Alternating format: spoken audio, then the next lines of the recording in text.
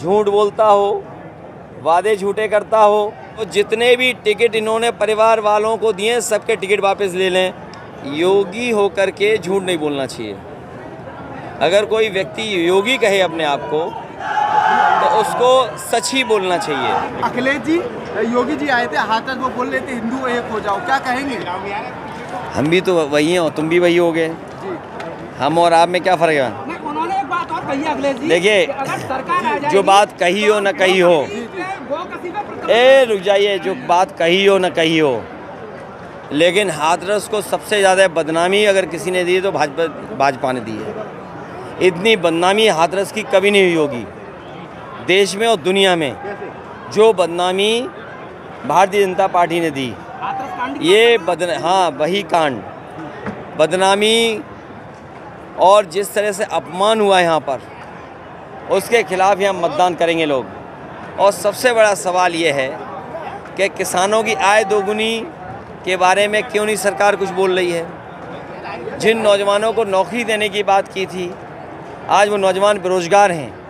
Bharatiya Janata party ने 1/3 जीवन उनका बर्बाद कर दिया नौजवानों का। और जितनी भी परीक्षाएं थीं, थे, सबके पेपर लीक हो गए। 60 लाख बच्चों का भविष्य अंधकार में डाल दिया। 60 लाख बच्चों के अगर माँ बाप को हम जोड़ दें, 3 सदस्य एक परिवार के मान लें, तो 1 करोड़ 80 लाख होते हैं। 3 गुणा 60 लाख, 1 करोड़ 80 लाख। और 1 करोड़ 80 लाख का अगर हम 80 लोकसभाओं से भाग दे दें तो 2,25,000 वोट भारतीय जनता पार्टी का हर लोकसभा में कम हुआ है। इसीलिए उनकी भाषा बदल गई। जो 400 पार का झुंझुना लिए घूम रहे थे, अब कहाँ बोल रहे हैं 400 पार? जो गारंटी की घंटी बजा रहे थे, बताओ, गारंटी की घंटी जो बजा रहे थे, कहाँ है उनकी गारंटी? महोदय, एक बात बताएं, आपने जो 16 लाख करोड़ का कर्ज माफी का वायदा किया था, ये डेटा कहाँ के सूत्र है? बहुत सिंपल है।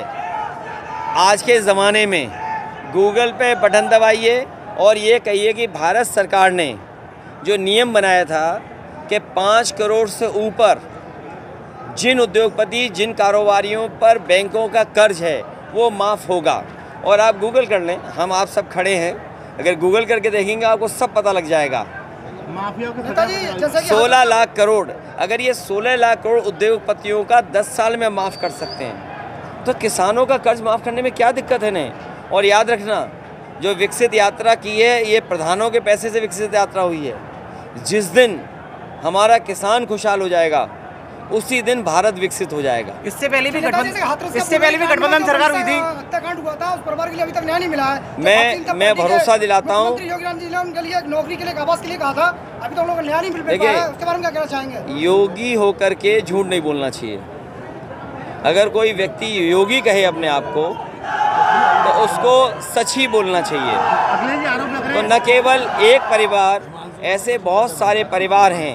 यहाँ कुशवाहा समाज के यहाँ हत्या हो गई 2-2, न दोषी पकड़े गए, अन्याय हो रहा वो अलग, झूठे मुकदमे लग गए वो अलग, और उन परिवार की मदद भी कोई सरकार ने की। इसलिए हमने आश्वासन दिया है कि उन परिवारों की मदद करने का काम समाजवादी लोग करेंगे। मेरे पत्रकार साथी, मैं तो आपके माध्यम से और आपके माध्यम से जो स्टेटमेंट ये और जिस पे ये सवाल पूछ रहे हैं, मैं अपने दिल्ली के चुनाव आयोग से कहूँगा कि जिसने भी इस तरह की बात कही है उसके खिलाफ FIR दर्ज हो और उस पर कार्रवाई इलेक्शन कमीशन करे। राष्ट्रपति महोदय को जब इन्विटेशन आया राम मंदिर जाने का, उसको लेकर क्या कहेंगे? चुनाव के समय में ये PDA को दुश्मन मानते हैं भारतीय जनता पार्टी के लोग। PDA को दुश्मन मानते हैं। वो PDA परिवार के ही सदस्य हैं, इसीलिए उन्हें किसी भी सम्मान के स्थान पर नहीं बुलाते हैं। एक बार गठबंधन पहले भी हुआ था और ये गठबंधन दोबारा हुआ है, इससे क्या फ़र्क पड़ेगा? फ़र्क ये पड़ेगा, अनुभव बहुत कुछ चीज़ सिखाता है। अनुभव जो मिला है वो ये अनुभव है कि इस बार भारतीय जनता पार्टी का सफाया कर देंगे। 2014 से पहले अराया तक की सरकार बताइए। कह रहे हैं कि आप परिवारवाद में पूरी तरह से जकड़ गए हैं, पड़ गए हैं। परिवार को और 2014 से जो पहले की सरकार थी वो अराया तक की ऐसा बताया है। ये पहले ये बात तो बीजेपी को समझना चाहिए कि ये संघर्ष का परिवार है और सेवा के लिए परिवार पूरी जिम्मेदारी से परिवार लगा हुआ है। कम से कम उनके परिवार जैसा तो नहीं है, झूठ बोलता हो, वादे झूठे करता हो, और सबसे खतरनाक परिवार उनके साथ है जो कभी कभी समाज को बांटता है और आरक्षण को ख़त्म करना चाहता है और संविधान को ख़त्म करना चाहता है उनका परिवार। देखिए, वोट चाहिए। मैं किसी की तरफ, आप इतने बुजुर्ग समझदार पत्रकार साथी हो, सब जानते हो, जो लोग सबसे खतरनाक परिवार के संग चलते हों वो दूसरे परिवारों पे क्यों उंगली उठाएंगे। और मैं कहूँगा बीजेपी के लोगों से कि बीजेपी के लोग अगर ये बात समझते हैं और वो परिवार वालों के खिलाफ हैं तो जितने भी टिकट इन्होंने परिवार वालों को दिए सबके टिकट वापस ले लें और किसी परिवार वाले से वोट ना मांगें। तो कितने वोट मिलेंगे उन्हें? ये तो ईवीएम बताएगी। Thank you sir, thank you.